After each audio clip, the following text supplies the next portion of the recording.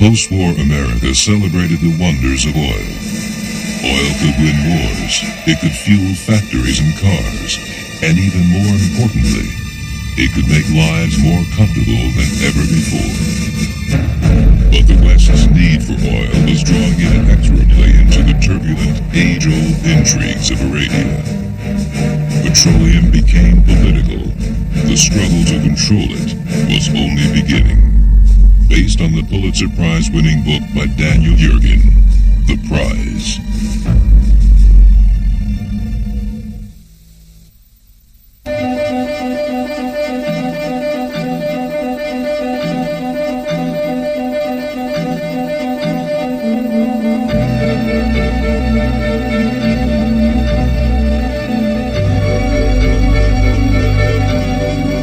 America lifted petrol rationing within 24 hours of the end of World War II.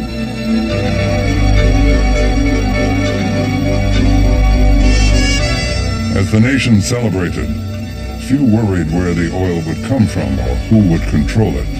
The country turned to the pleasures and the prosperity of peace. Soon we'll be able to give that jalopy a well-earned rest. With gas again plentiful, and with new cars and new tires on the way, America will be rolling with a pre-war flourish. Yes, cars, radios, vacuum cleaners, nylons, juicy steaks. It sounds almost like a dream.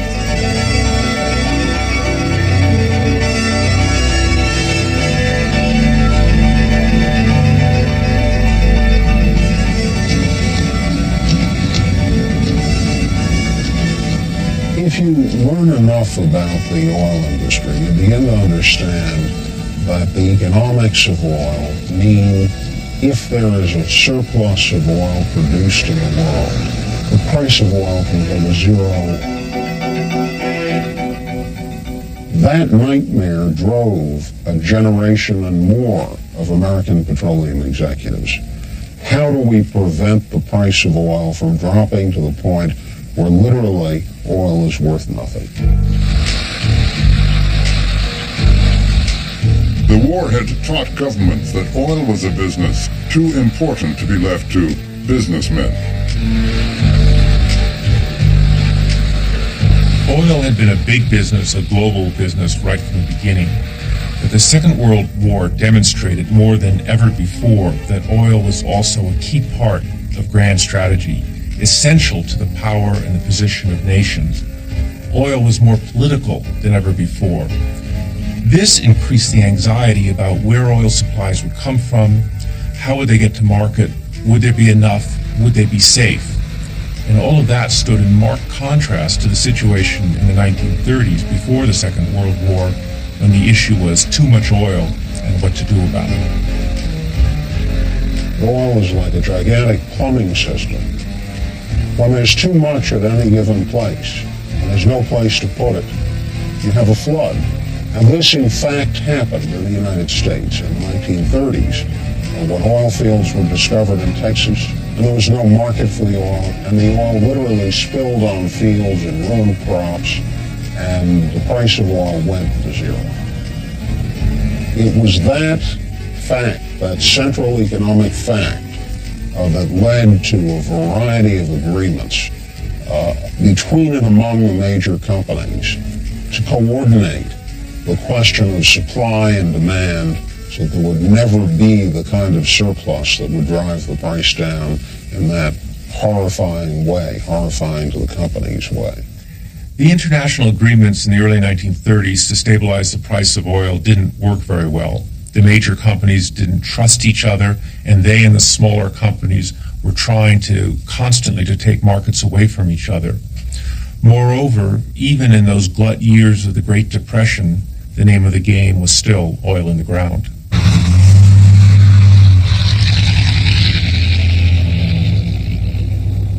In the early 1930s, the faint possibility of oil had brought a little attention to a part of the world traditionally left to adventurers and writers, and in particular, to an obscure desert kingdom and its warrior king.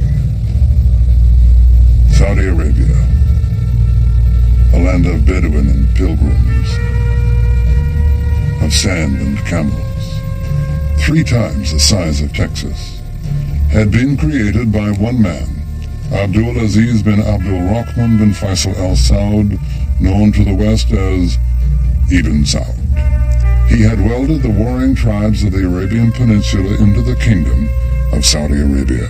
If you were thinking of who would play him in a movie, you would have a bit of Errol Flynn and a bit of Zorba the Greek and a bit of Sean Connery. Very tall, handsome, dynamic, who in the early years of this century, from 1900 to 1925-26, was literally riding round Arabia on the back of a camel with a scimitar and musket, conquering oases, marrying desert princesses, adding bit by bit to this enormous empire, which by the middle of the 1920s was larger than Western Europe. At the age of 20, Ibn Saud was ready. But the capture of Riyadh was but a dream beyond belief. Come in! افتحوا الباب!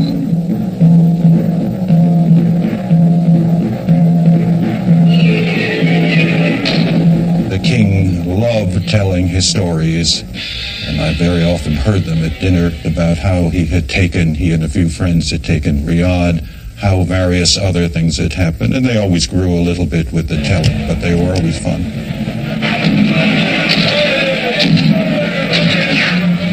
What he'd already done in his country was to develop a network of relationship with all the various tribes by marrying the daughter of a tribal head, and then after some period of time, since he had 4 wives, divorced that one, set her up pretty well financially, and then have a couple of sons, and then marry somebody else. The result was he developed a whole network of personal relationships throughout the country. Ibn Saud financed his kingdom with the money he made from the Muslim pilgrims visiting the holy cities of Mecca and Medina. However, in the Depression of the 1930s, the numbers had fallen drastically, and so had the king's revenue. Standard Oil of California, based in San Francisco, had found a little oil on an island in the Persian Gulf. Sokal hoped that it might find more.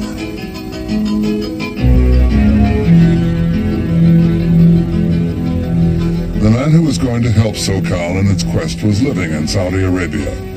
He was an explorer, an Arabist, a businessman, and an advisor of sorts to the king. The name Philby is nowadays tied to the infamy of Kim Philby, the Soviet master spy, but his father, Harry St. John Bridger Philby, or just plain Jack, had his place in history too. On a car ride with the king, Jack Philby suggested that beneath the kingdom's sands there might be buried treasure. Oil. The beleaguered monarch listened. Back in California, Sokal retained Philby, though most experts said there was no oil in Arabia, to get an oil concession. But would the king grant the concession? When he was first asked what he knew about America, he was under the impression that it was inhabited by Red Indians. It was miles away for him, and in a way he preferred dealing with the Americans, because it's one of the rules of Bedouin warfare that you, wherever possible, try to create allies as far away from you as possible, because they're the ones who are going to give you the least trouble. The British were on the spot. They had their steamers going through the Red Sea, stopping in Jeddah. They were always meddling. So I suppose in principle, he rather preferred the idea of dealing with this distant power, who also, by the time they appeared, seemed to have so much more money than the British as well. The oil company's main negotiator was a lawyer, Lloyd Hamilton. The king's, his finance minister, Abdullah Suleiman. The year was 1933. Everything depended on Jack Philby. We don't exactly know on whose side Philby was. I mean, he was partly on Sokal's side. He was also obviously on his friend Abdelaziz's side, because at the same time as representing Sokal, he told British oil companies about the fact that Abdelaziz was looking for someone. He was looking for money. He somehow managed to entice to Jeddah not just representatives of SoCal, but representatives of British oil as well, and then played this wonderful game with the rival bidders there in Jeddah.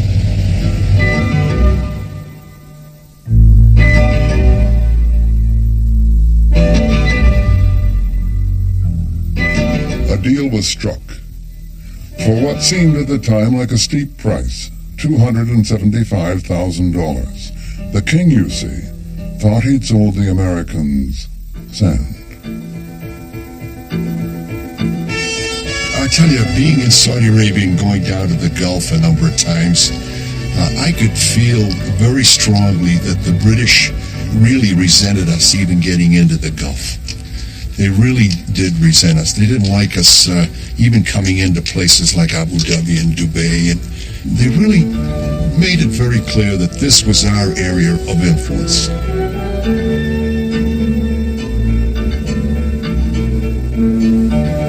Well, I think there was a British regret that they had not taken the opportunity in the 30s to get that oil concession, and they could have gotten it had they shown an interest.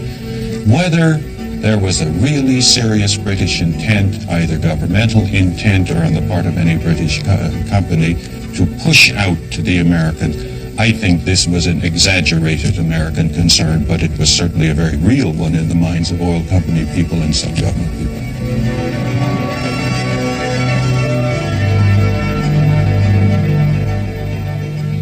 The Americans wasted no time.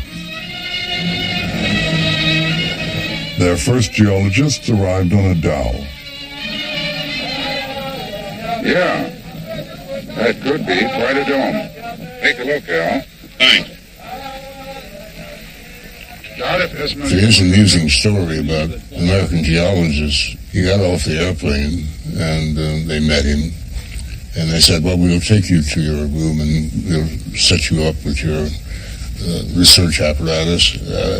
How long do you think it will take you to get ready to begin your work? Research hell, he said. Go there. And he pointed to a big dome. Go there, he said. And he turned over the Persian Gulf and saw the Dhahran Dome in Saudi Arabia. And he said, and also drill there.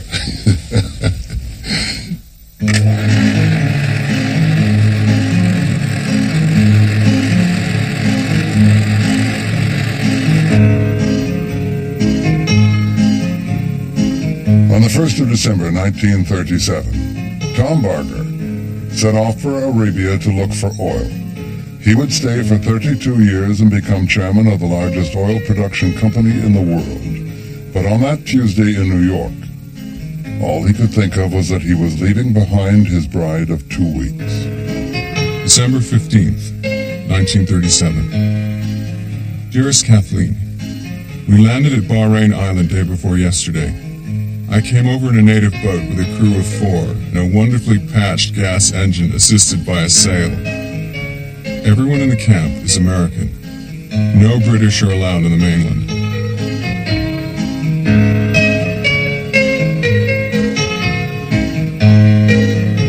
January 31st, 1938. Tomorrow we go into the desert again.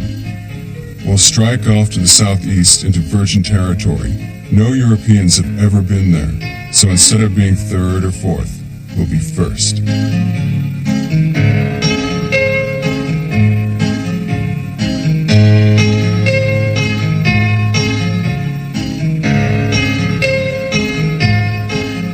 From a geological standpoint, it should be interesting.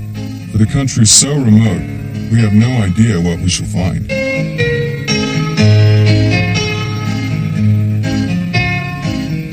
May 5th, 1938. The weather was hotter than hell. I don't know how the Arabs can walk barefoot in the sand. The sand is uncomfortably hot on the hands when digging out the wheels. The metal parts of the car are too hot to push on without putting a handkerchief around your hands. Dear Cass, the days are very long without you, Cass. I would give a great deal for just one long look at your brown eyes. Somewhere I read a line, I shall love you until the sands of the desert grow cold. Don't believe it. I shall love you much longer than that.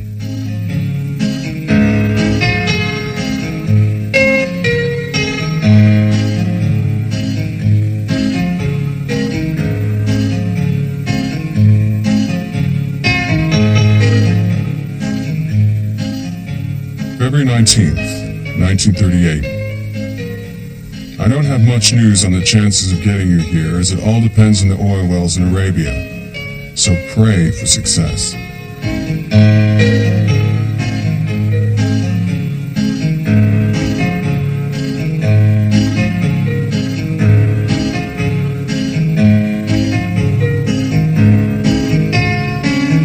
Tom Barger was fascinated by everything he saw. He soon learned to speak Arabic, and he learned how to deal with royalty. King was at El Kharj at the time. He had sort of a summer home there, and Tom Barger had a globe of the world with the countries and continents on it, and showed where Saudi Arabia was, where the United States was, and what have you.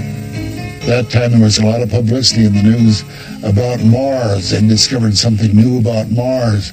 And the king, he was very interested in Mars. He was very inquisitive. And he said, I'll bet there's life on Mars, and they'll get up there someday and they'll find out. And he says, you know, the first thing they'll find, they're going to be American geologists up there poring over the desert looking for oil.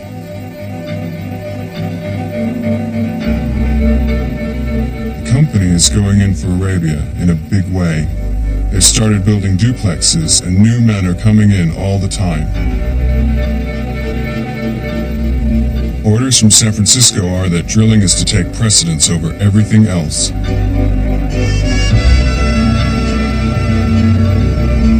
Finally, after almost 5 years of disappointment and discouragement, well number 7 struck oil. The Arabian-American oil company, Aramco, was on its way. By coincidence, Queen Victoria's granddaughter was visiting Ibn Saud at that moment. The Countess of Athlone sent a message back to England. I think the Americans have stolen a march on us, she said. She was right.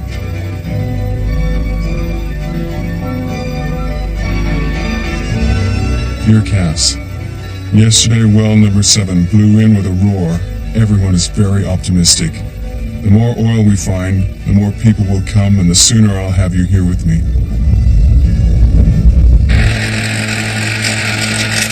March 1938 is a momentous month in the history of the petroleum industry.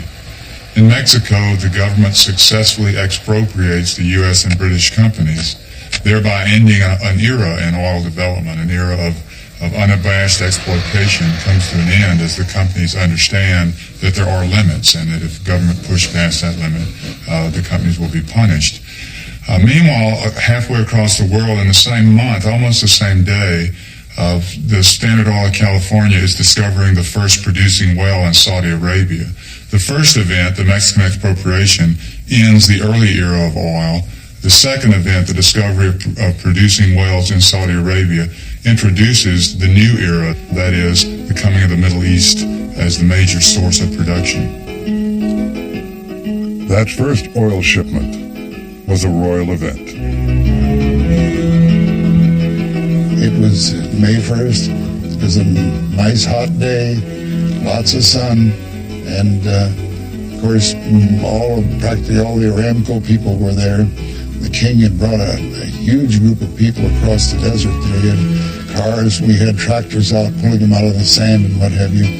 But he had a small army almost with him. And at the conclusion of it, the old King Ibn Saud, who's a big man, should have been a college fullback on somebody's football team, and he got out with a huge long sword and danced the sword dance there in the sand for all the people gathered around and what have you. There were no diplomats present. They would come later. It was left to oil men and Bedouin, executives and emirs to watch the monarch turn on the tap that would send the first Saudi oil to the world and bring America closer to his kingdom.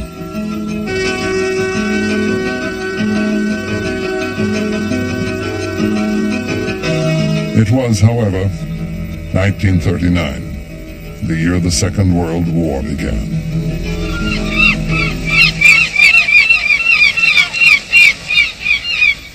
September 14th, 1939. All is quiet here as befits a neutral country. About the only real worry is the remote possibility that the well will be sabotaged. The country is so sparsely populated that everyone knows everyone else. A stranger would have a very tough time wiggling in. Suspicion was right. When a British team of entomologists arrived, the Americans were convinced there were some British oilmen amongst them, disguised as bug hunters.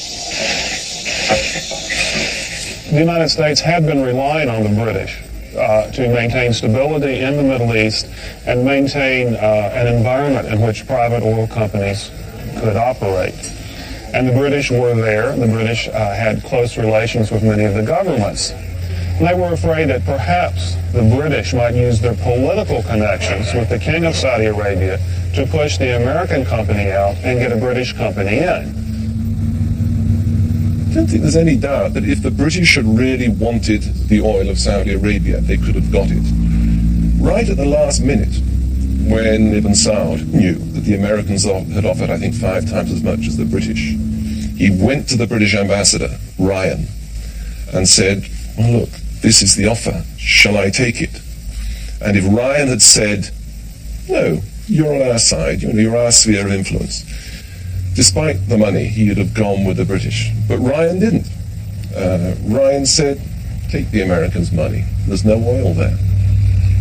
Thus is history made.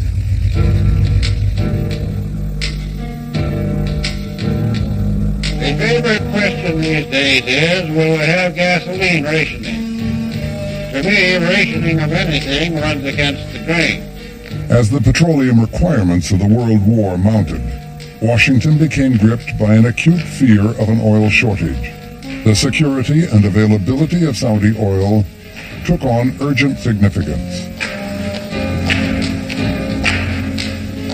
From the point of view of the American government, 1943 was the turning point, because in the middle of World War II, the government, the State Department, the military, the petroleum people all began to realize that oil was extremely important from a military strategic point of view.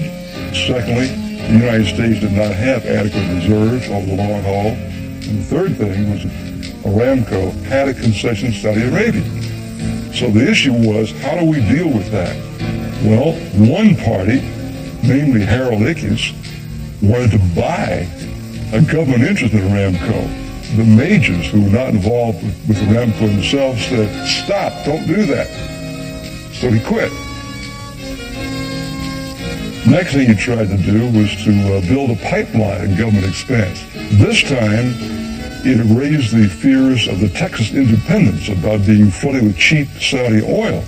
And a big furor rose to the point where even Texas school children sent letters into the president complaining about what Ickes was doing. From then on, it was a matter of encouraging the oil companies to help production grow in Saudi Arabia, but the government would stay out of it from that point on. Ickes sent Everett de Goyer, America's leading geologist, to Saudi Arabia to assess the potential of the new oil discoveries. De Goyer declared that the Middle East would become oil's new center of gravity. One member of his team went further. He said, the oil in this region is the single greatest prize in all history. Everyone knew that there was something big out in the Middle East, but no one knew quite how big. His report, as an expert, gave the greatest impetus to interest in the Middle East, because everyone could see that this was the real jackpot of world oil, that this was the biggest pot anywhere in the world. On his way back from the Yalta Conference, President Roosevelt arranged to meet the desert ruler on board an American cruiser to establish a new relationship between their two countries. The king did not want to sleep in a cabin. Instead, he slept on deck in a tent. Roosevelt had heard a great deal about Ibn Saud from oil company people, from Harold Ickes, the former Secretary of Interior. Remember that during the war years, government, in the person of Ickes, tried to buy out the Aramco concession. So there was interest in it. The Navy was interested. Roosevelt, you must remember, was an ex-Navy man. He had been Assistant Secretary of the Navy. So coming back, it was urged on him that he meet with Ibn Saud. At that meeting, oil and Israel are introduced and discussed together for the first time. The King of Saudi Arabia has an interesting response to Roosevelt when Roosevelt introduces the idea of creating a state of Israel in Palestine. The king says instead that it would be more just to create that state in Germany after the war. Furious at this new relationship, Churchill hastily arranged a meeting with Ibn Saud for himself. Roosevelt, as a gift, had given the Arab king his spare wheelchair and an airliner, a DC-3. Churchill, by comparison, had arrived rather patronizingly with a box of perfume from Asprey, which he was going to give to this Oriental potentate. He had rather a panic when he discovered that his rival, Roosevelt, had given the man a DC-3, so he cobbled together a story that the moment the Rolls-Royce works reopened in Derby, he would arrange for the very first limousine off the line to be given to Ibn Saud.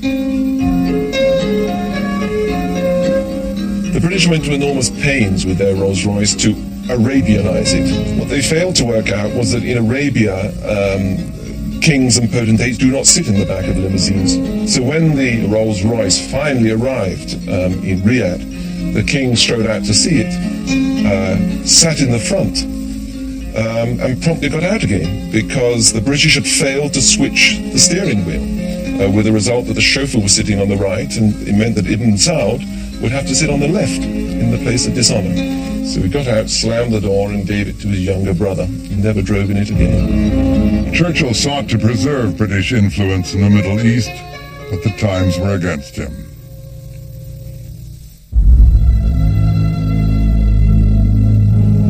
In Iran, British efforts had developed a vast oil industry. The Anglo-Iranian Oil Company was half owned by the British government. Biggest single foreign asset of Britain, and that was saying something at that time. And there is no doubt that the Americans were extremely envious of the very strong position which the British held in Iran, and would not have been too sorry to see us weakened in some way.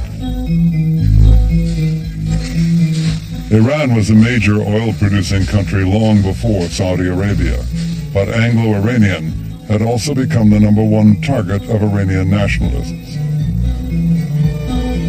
The British are unable to bring themselves to see that in the post-war world, nation-states within what is now the Third World will demand sovereign independence. That may involve sovereign state control over their own economic resources. The Americans are much clearer that European colonialism is finished, that although it's not going to disappear overnight, that there is a need to at least pay formal recognition to notions of national self-determination. And that requires a more sensitive handling of issues than a simple blank refusal, which was the British policy. After the war, the Iranians were no longer content to let the foreigners make more from the oil than they were making themselves. There was a fierce movement to get the British out. In 1951, the Iranians nationalized their oil. U.S. Secretary of State Dean Acheson said, "Never had so few lost so much, so stupidly and so fast." Well, I don't want to deprecate others. We had the advantage of never having had a colonial empire. And so we didn't know how to act in a colonial way. Our people, I think, were more friendly and natural in their dealings with the local people. One of the things that may be interesting to you all, that we worked for 5 kings in Saudi Arabia. First, of course, was King Abdulaziz. and then he died, of course, at 53, and then we had King Saud, and then we had King Faisal, and then we had King Khalid, and of course then we had King Fahd. So the only kings of Saudi Arabia ever had. 5 kings. That's really something else. We worked on all 5 kings of Saudi Arabia. We outlasted them. All time. Ibn Saud came to Rasnur in 1947. I was just a young 22-year-old. I thought, royalty, hell, that doesn't mean a thing. I will admit, that man walked very slowly, very regally, and he changed my mind just like that. Nomadic kings? Oh, he was 6'4" tall and stately and very slow moving. 200 kids. But that's you'd be slow moving too. But I all of a sudden have respect for royalty. Saud, his son, he was not that good. He in fact went to Egypt and tried to. In fact, he was deposed, wasn't he? You don't have to tell him back to Saudi.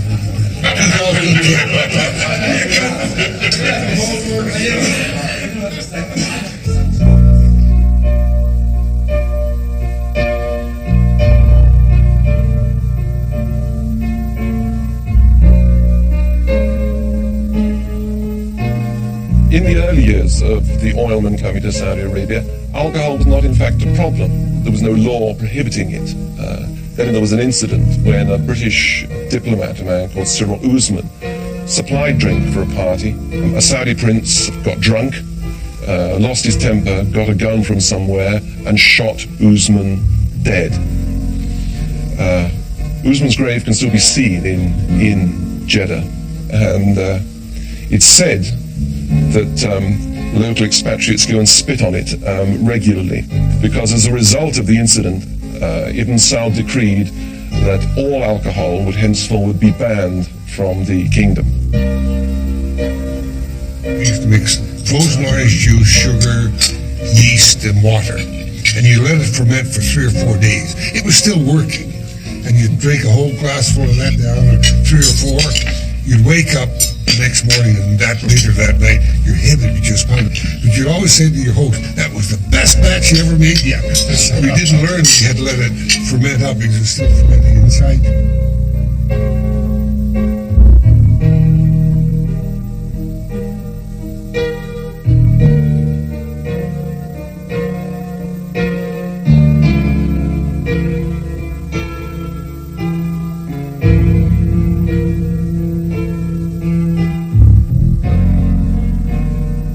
We made an agreement with Ibn Saud that we would give him gold.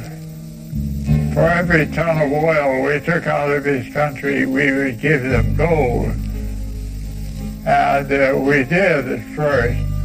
And then we got producing more and more and more, and tried to find gold shillings to meet the requirements so we could ship another ton. And finally we had to tell him that we couldn't find that much gold. There wasn't that much gold. We had now such an enormous business that we cleaned the world of gold shillings. Aramco was a unique company and did a lot of different things. For example, they knew that Islamic law was very strict. They knew that American oilmen weren't necessarily as strict, and therefore if there was a hint of violating Islamic law, or misbehaving in some way, the individual was whisked out of the country that they were in and flown back to the United States to get him out of the way before any issue arose. We had one particularly capable, in fact, the top carpenter we had in the field practically, who had been a pastor originally in the United States and was sort of a missionary. And we learned that he was gathering some of these Arab youngsters together in the evening and telling them the story of Jesus Christ and so forth. We fired him on the spot and sent him back to the United States. Remember one time we had a ban on bikinis in Bahrain? Well, it lasted only a short time. Well, but you guys started talking a lot about the bikinis, you know. But in the very early days, because they didn't have too much to live with, but they held a beauty contest out there one time and nobody won the thing.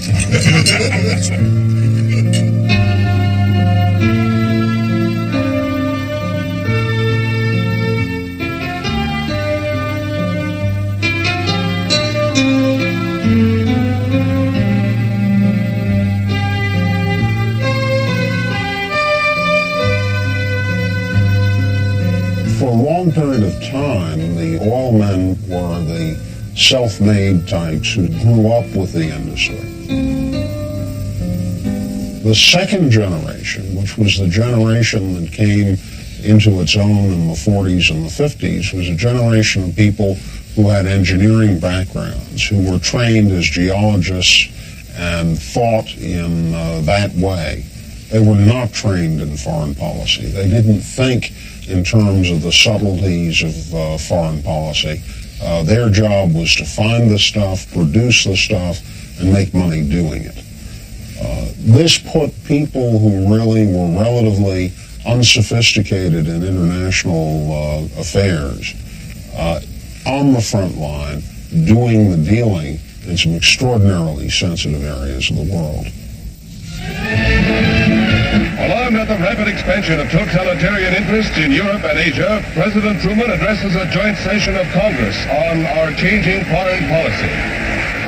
The free peoples of the world look to us for support in maintaining their freedom. If we falter in our leadership, we may endanger the peace of the world, and we shall surely endanger the welfare of this nation.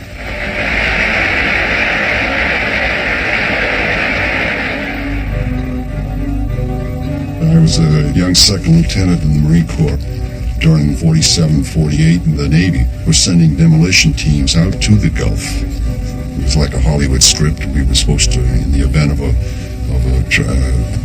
invasion by the Russians, we were supposed to go into Bahrain and into Saudi Arabia and just make sure that none of these oil wells fell into the Russian hands.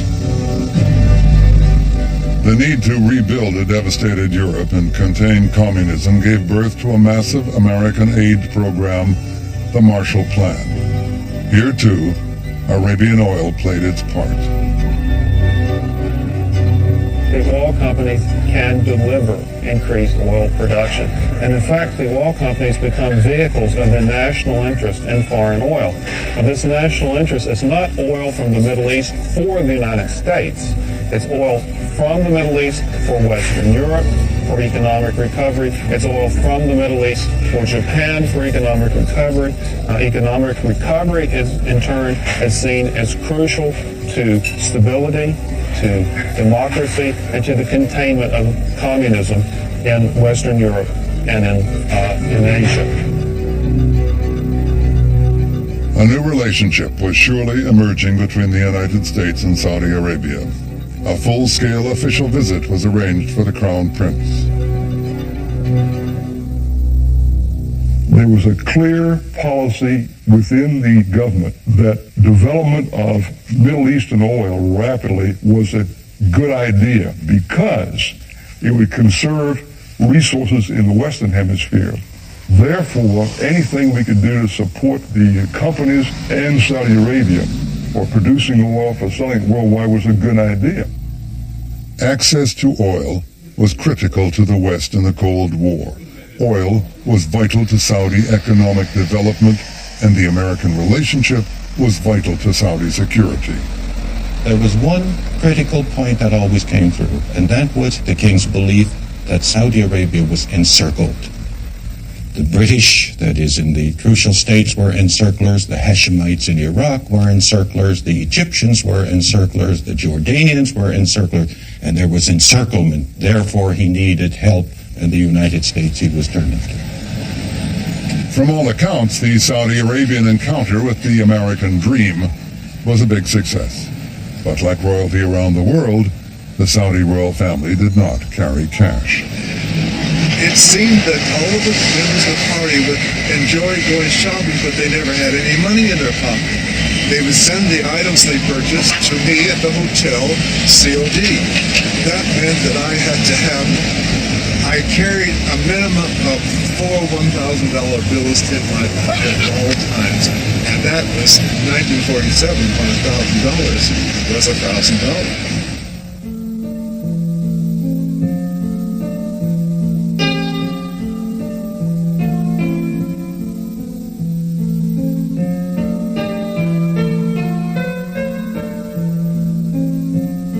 Until the end of the 1940s, the United States and Latin America provided the bulk of Europe's oil. And then the Middle East took over, fueling these economic miracles in Western Europe and then in Japan. Really, two key things were happening. The rest of the world was following the American example, shifting from coal to oil. And at the same time, economic growth meant rapidly rising consumption of oil in factories and power plants, in automobiles. So the world was going to need a lot more Saudi oil, much more than the two Aramco partners, SoCal and Texaco, could provide. And the investment requirements they faced would be staggering. So in the Great Oil Deal of 1947, Aramco was expanded to include two bigger and richer partners. Aramco's original partners, SoCal and Texaco, were joined by Esso and Saccone Vacuum, later to become Exxon and Mobil. SoCal is today's Chevron. 2 years earlier, one U.S. government official had said he did not care which American company or companies developed the Arabian reserves, just so long as they were American. The American government's position clearly was to stay out of the oil business, but to reinforce things the companies did. It worked out very nicely that way. So frequently when the companies would come in and ask for an okay on a particular policy, the official response was no objection. That was a code word for the fact that we support you. So the code word was no objection.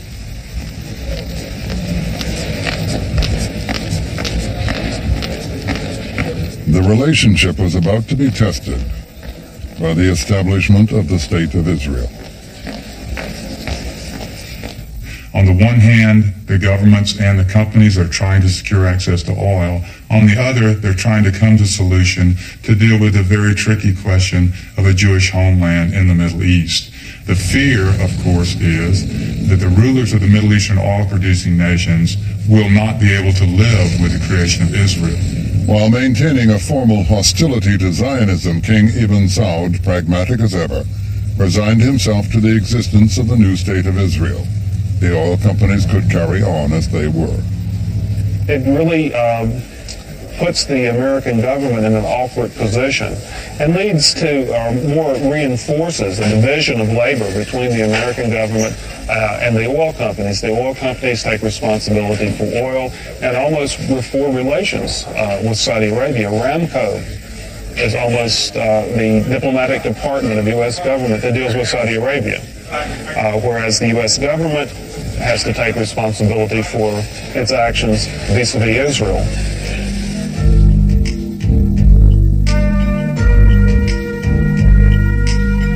In large measure, the company's dealings with the State Department were in secret, were classified by the State Department, and certainly no one in the popular press or even in the academic world had more than a hint of the degree to which there had been dealings back and forth between the companies and the government.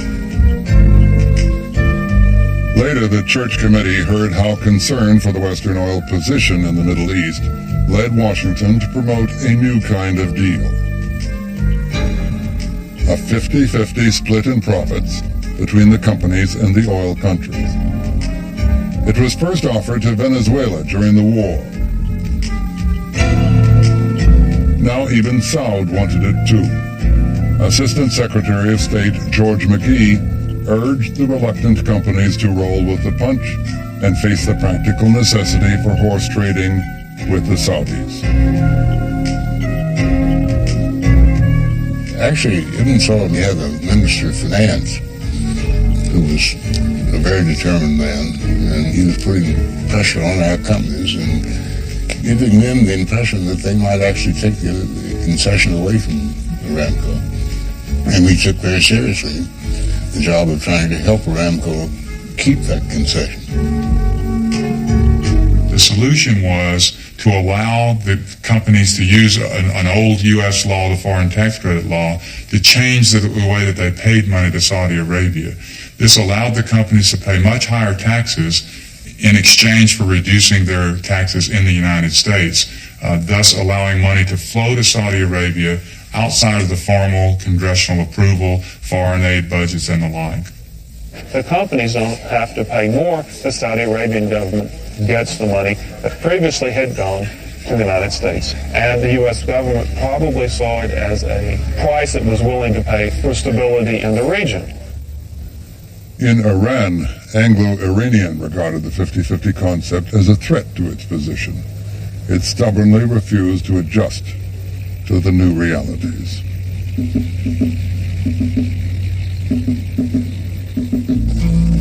By the time Anglo-Iranian was ready to go along, it was too late. All its assets in Iran, oil fields, pipelines, and the world's largest refinery were nationalized, and the British were booted out.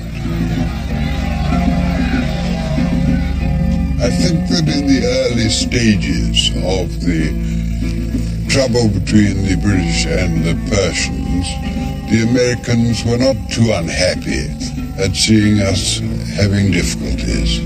But once the thing got to the floodwaters breaking through, they began to lose their nerve and realized the impact of such happenings on their own oil concessions in other countries.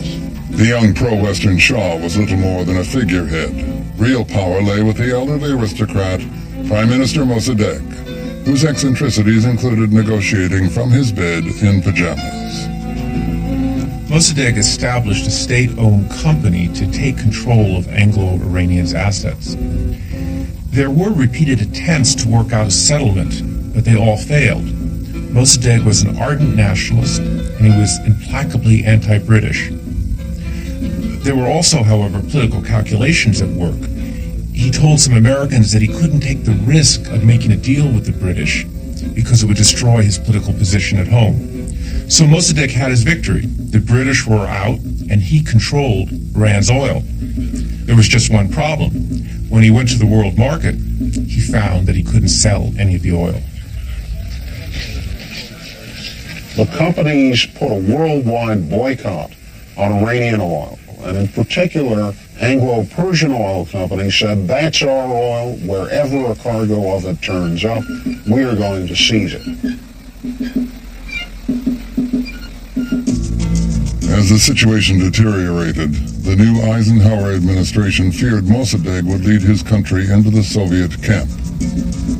I went to Washington with the permission of Anthony Eden, and I put it to the Americans that there was a very serious communist threat against Iran.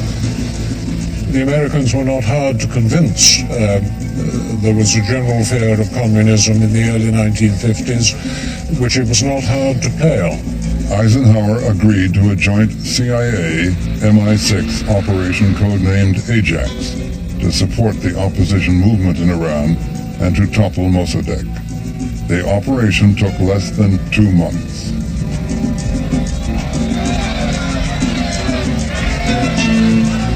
Mossadegh had perfected the technique of calling out the mobs on the street when he didn't get his own way, chiefly in order to frighten the Shah, and the Shah was very easily frightened. We were only able to defeat this tactic in the end by doing a bit of mob organizing of our own in support of the Shah. Mossadegh fled. He was finished.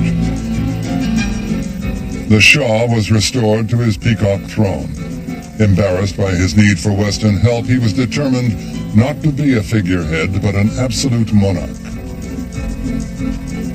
America had helped topple Mossadegh to contain communism. Britain to regain its oil interests. a great tragedy. The net impact on the Iranian people was to make them very, very anti-American, more than anti-British, because we appeared to have had the major role in his overthrow. It's just like somebody had come here and overthrown George Washington, who was the father of our country. Many Iranians considered Mossadegh the father of their country. Washington now had to deal with the fact that Iran had been out of the world oil market for 2 years. The problem was this: how do you get Iranian production back without totally crashing the world price of oil? So the U.S. government goes to the companies and says, gentlemen, please begin lifting oil here in Iran. You've got to take this Iranian oil. And the proposal was the creation of a consortium of oil companies that would bring Iranian oil to market in a, quote, orderly fashion.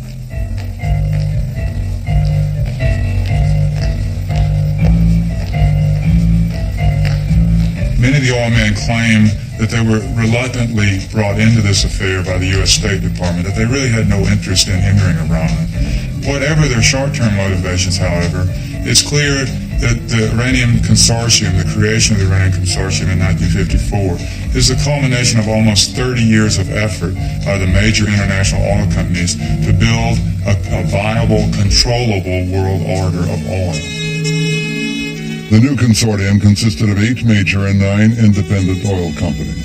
Despite pressure from the U.S. government, the American majors were reluctant to be drawn into the unstable politics of Iran.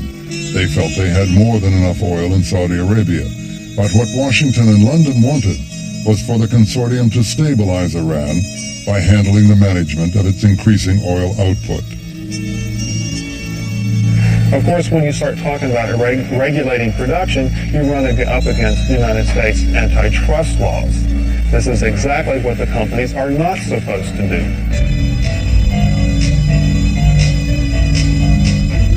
And in fact, one of the obstacles to the consortium was an antitrust suit against the major oil companies by the United States Department of Justice. In the end, the government had to choose between national security and increased competition in world oil markets. And it came down on the side of security and stability in the Middle East and in oil markets over the uncertainties that could be created by increased competition. In the post-war years, politics could not stay away from oil, and oil could not get away from politics. The industry was being shaped not only by the clash of the marketplace and oil's strategic significance for the world economy, but also by the global rivalries of the Cold War and by the fiery nationalisms of the Middle East. If one wants to ask whether this system worked, then I think it's important to ask, who did it work for? The consequence of the coup in Iran was 20 years of cheap prices for the West, yes, but 20 years of military dictatorship for the Iranian people. So the question of does the system work, I think depends on where one stands. In economic terms, things were actually getting better for the oil-producing countries. Their revenues were rising rapidly as demand for oil increased around the world, and their economies were growing fast as well. But if you lived in one of those oil countries, the companies, the big Western companies, still looked imperial and impregnable, the masters of markets and technologies. But nationalism was rising, and as the Western world was growing more and more dependent upon oil, the balance of power was shifting from the companies